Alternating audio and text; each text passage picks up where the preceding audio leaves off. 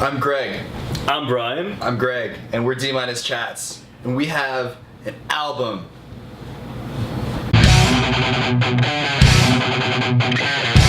It's music time. Music time. It's music time. Put your hands up. It's music time. Before we do that, Greg, what music were you listening to today? I listened to a really cool album. I listened to Fantastic Planet by Failure, which is an awesome album. It is an What? Greg, who the hell is Failure? Failure is a band that wouldn't be famous at all if it wasn't for Maynard James Keenan. Okay. I hate to say it, but it's true. A Perfect Circle covered their song "A Nurse Who Loved Me" on their album 13th Step, and it is unfortunately one of their biggest. One of the reasons that they're so big, right? Or they're not big. It's one of the reasons that they have any renown at all. They're an alternative rock band, and they have. In the underground, I'd say it is honestly a really great definition of an underground classic. I love that album. If you want to listen to alternative rock that has a lot of really different interesting edges and takes, and even a little bit of space rock here and there, songs like Leo is awesome. There's so many awesome songs. You'll just listen to track after track that are so fucking cool on Fantastic Planet. Check it out if you like alternative rock. What'd you listen to today? Well, at my job, I do a lot of desk work every day, so it's a great time to go on. Can you pass me my water? Ah, sure. Thanks. You saw he had it, so you... Yeah. I was... What'd you listen to today? Yeah. Oh, right. So, when I'm working, I go onto YouTube and I listen to full albums. Mm-hmm. And so today, I'm doing stuff, and I'm like, well, geez, what do I want to listen to today? Swans. Oh, really? Yeah. No way. What's Swans album? The album The Seer. I love that album it's so much. Very, very good. It's so good. So cool. Did you have what were some of your favorite tracks on that album? Well, I actually just listened to all of it continuously. Oh, really? Yeah, Okay. it was. Yeah, it really flows. Yeah, it's also a long one, but it's 2 hours. It's awesome. The flow is fantastic. You're better at explaining their sound than I am. Oh God. Okay. Can you put my water over there? Yes. Thanks. Swans is an experimental rock group that came from New York in the early '80s. And they started off they were really influenced by no wave, and they had a lot of no wave and industrial sounds in their sound when they released stuff like Cop and Filth and Greed and Holy Money and things like that. And then they gradually progressed through different kinds of outsider musics, like post-rock and post-punk, and they dabbled in gothic rock with their album Children of God, and they eventually wound up in this weird, drony, noisy, industrially, post-rocky cataclysm of sounds, which is The Seer. That's what this album is. It really is, man. It's very vast. It's a big sounding album. Yeah. Very atmospheric, drony at parts. Absolutely. Short, noisy at parts. Absolutely. And when I listen to music, I know that a lot of people that I tend to work with in the office, they don't necessarily share musical taste. They love Swans. So I keep my computer speakers low. I don't really want to disturb anybody, Bless you. Right, thank you. And of course, I get the one person who walks by my desk during one of the particularly noisy parts, and then just the ignorance that comes out after that. Of course, oh my God. Oh man, what are you, killing cats now? Oh man, wait, who is this? I want to murder people. This is angry stuff, right? Misunderstandings. Not into it. All that's true, by the way. Yeah, fuck off. Yep. Is that true? Yeah, sorry, actually. We're reviewing Flying Colors, fuck off. Shut up, Brian. We're reviewing Flying Colors, the new album, Second Nature. So, Brian told me on the way up here, I was riding up with him, up to New Brunswick today, because he lives here, and we went out to KFC this morning. What? Mm-hmm. And so he was like, hey Greg, if you can name all the side projects of Flying Colors, I'll buy you 103 Brownie Obsessions at TGI Fridays. And I was like, that sounds pretty good. I really like Brownie Obsessions. I'm obsessed, you could say. What? With Brownie Obsessions. They're alright. So I'm gonna try to do that so that you can buy me 103 Brownie Obsessions. You ready? Alright. Okay. Well, Jesus, okay. Do you want to look it up? We're just That's really unprofessional. We're gonna go with the main all of them? side projects. All right, each one. Okay. Dream Theater, Spock's Beard, Alpha Rev, Deep Purple, Dixie Dregs. All right. You're missing one big one. Am I fucking really? Think Neil Morris and Mike Portnoy. Transatlantic? There you go. Yes! Those are the main ones. Oh my god, I'm getting so many brownie obsessions. Oh shit, I have to do that now. It's gonna be at least $38.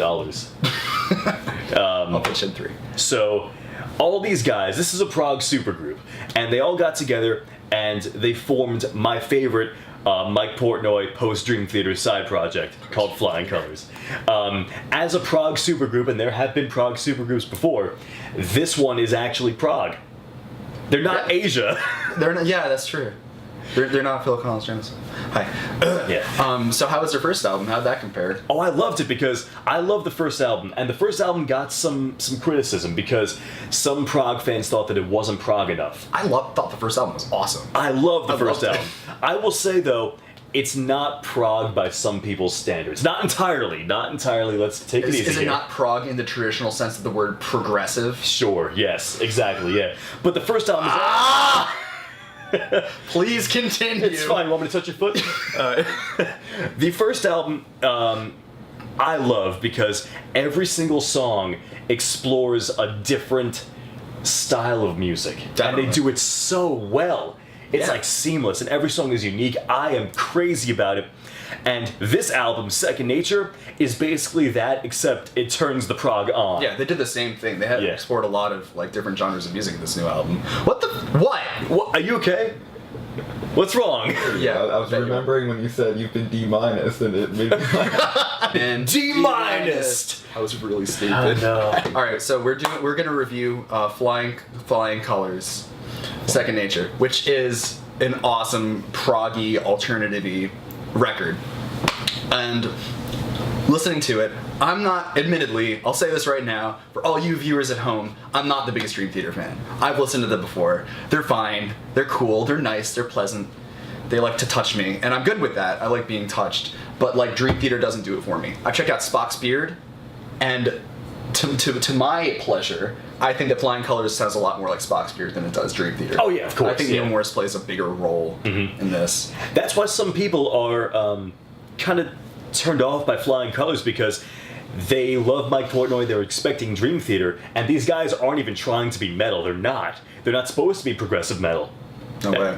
That's what Dream Theater is. It's another world, and some people are not happy to make that transition into just progressive rock and some alternative and a lot of different things. They get their alternative edge from Casey McPherson, one of the lead vocalists and the guy from Alpha Rev. Yeah, sure. And his voice... He's awesome. Oh my God. He's really good on this album. And when he shares lead vocals with Neil Morris, who on his own has a very unique voice, you have a voice party. What kind of voice party? You get Fudgy the Whale from Carvel. Do you have llama rides? You have llama rides for the kids. Do you want to give llamas some fudge cake? Not really, it's not good for them. Fudgy llamas. All right, we're gonna. Before we dive into the music, while we're still on the topic of Casey McPherson, on Mask Machine, he's so good. I know. He's so good on that fucking song. Well, no, he's great on the album. He's great on the first album, too. The song. Okay, so the song, it starts up with "Open Up Your Eyes." The album starts off. That song, did I do? Hoo ho ho, hoo ho ho ho. The album starts out with "Open Up Your Eyes," and it's from the beginning. The riffs that they have, it's so substantial. The transitions are amazing. They build so well off each other. The chemistry in this fucking band is awesome. Yeah. It's nuts, and they continue the whole way. Really interestingly, like playing off each other, excellent, and they just go into different genres. Like they have a lot of just traditional prog, they have a lot of alternative, they have a lot of white people funk, and they have a lot of just like really cool genres that they play on, and it sounds great. And it closes with an epic song. Yes, but the thing is, when people listen to Dream Theater and Transatlantic and everything, they know that the last song is probably going to be one of the longer ones, and it's going to be this big, epic, symphonic, proggy masterpiece. Cosmic Symphony is a really interesting closer because it's not over-the-top epic or bombastic or campy at all. It's really weird. The motifs in that song, my God. I mean, the melodies on the album entirely are fantastic. Songs like A Place in Your World is my favorite. It's a great one. Bombs Away is fun because the white people funk. Yeah, that's awesome. Peaceful Harbor is only 2 parts. That's it. But arrangement-wise, that's where these guys shine. And Neil Morse, can we just get this out of the way? Neil Morse is a deity. Like, he is... Oh, yeah, he's awesome. He is fantastic. excellent. Well, he's also in Transatlantic, right, with Mike Portnoy? He is, right? yes, yeah. Many things he is involved with are excellent. Spock's Beard's great. This is great. Transatlantic's awesome. Mm-hmm. You know, so he is very, very well put together. He's a nice-looking, handsome man. He's very handsome, man. I want to... Whoa, I just touch him. All right, so yeah, I mean there are some excellent tracks on it, and this is a great prog record, and I'd recommend it for fans of definitely Spock's Beard because Neil Morse is in it. What about you? What do you think? Oh gosh, I would not recommend this band to Dream Theater fans. Okay. I absolutely would not. I am a Dream Theater fan. I know the fandom. It's nice. It's tough to find open minds sometimes. So maybe not them, but definitely fans of fans of music that want to hear a new band that's creative and they explore a lot of different styles with easy transitions, great melodies, great hooks, fun lyrics, and oh no. I love the song Peaceful Harbor. You know you have a good record when your least favorite song becomes one of your favorite songs. Yeah, which one is that again? Lost Without You. Lost Without You, right. Yeah, that's a great song. First couple times I was like, I don't really know. Then when we listened to it, all of the counter melodies and everything in it and the hooks and the dynamic range of that song, that's one of my favorite songs now. It felt really good on me. I loved it. I loved the feeling of leather on my body. It was nice. I thought that was a fucking really good song. I personally recommend this to fans of prog. If you're not like really too glued to the definition of traditional prog, right, like Dream Theater kind of is. You know, if you like progressive music that's not like progressive metal minded, then this might be an interesting listen because it is alternative rock with prog in it. It's alternative prog, which is awesome. I think thinking about it, I'd recommend it to fans of Porcupine Tree. Oh, nice. Yeah, that's what I would do. Yeah, definitely. Or even there was a part on this record that was on Mask Machine that reminded me of Storm Corrosion, which was a wow. I swear to God, it reminded me of the Steve Wilson, Michael Ackerfeld from Opeth side project Storm Corrosion. And I thought that was fucking so cool. Storm Corrosion's dank. That's a good point. I never even thought of that. Yeah, it's a fucking album. Nice. Or standout tracks for you? Oh man, Lost Without You. A Place in Your World is still my favorite. I love Open Up Your Eyes. It's so much fun. Yeah. I was never too big on Mask Machine. I really like it now. Mm-hmm. Cosmic Symphony is fantastic, and I love Peaceful Harbor. There's like all the tracks. It's most of them. Oh, yeah. What about you though? Standout tracks. Standout tracks for me, I'd say Open Up Your Eyes, definitely. I loved Lost Without You, and I loved Cosmic Symphony. Those are my top. But I mean, most of the tracks are really good. There's something to offer each people's. It's okay. Hey, what do you call this part of your elbow? It's pretty nice. Weakness. There's Flying Colors, Second Nature. And I will say right now, and I guess we'll revisit this later on in the year, but this is one of my top contenders for album of 2014. Fucking hell. Check this shit out. It's Prog. You've been D-minused. We don't do that anymore. You have to stop, man. I mean, come on. It's a problem.